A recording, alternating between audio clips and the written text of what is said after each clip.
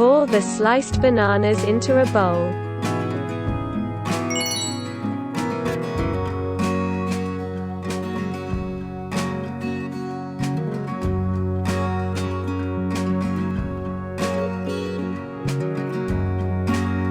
Add a glass of pasteurized milk.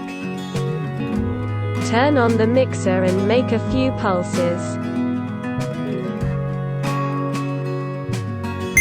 Add 1 or 2 tablespoons of honey. And also half a glass of vanilla ice cream. Turn the mixer on again until the ingredients are well mixed.